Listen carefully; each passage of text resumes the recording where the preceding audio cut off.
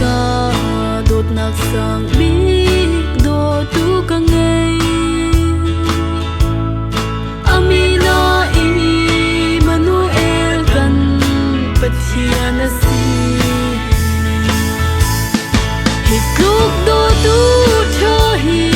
leila ban chung zong an lo kolin zong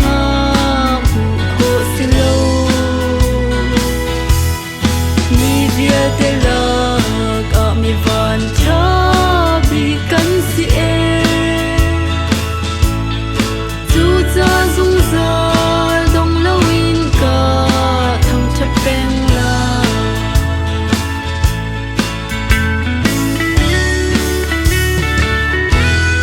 sia bang shuai in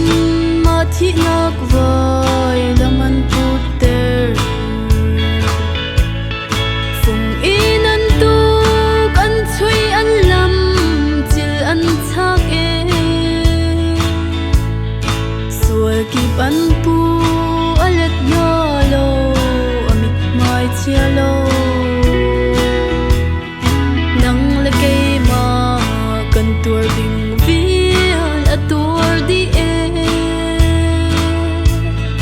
kan sual lei ba ting khit khet te a kan cham pia lúc do tu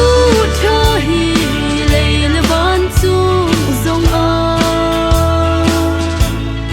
an lo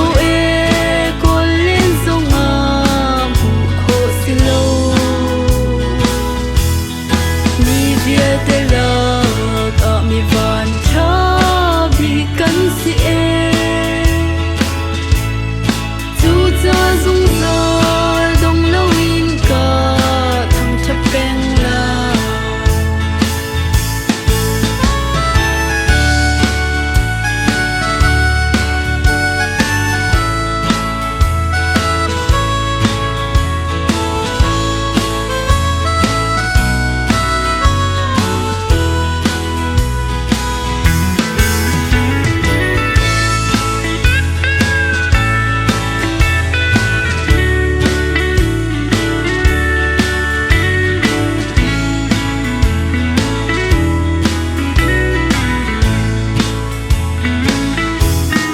ngày chia chân lê lung rất hay chân an hình tu tròn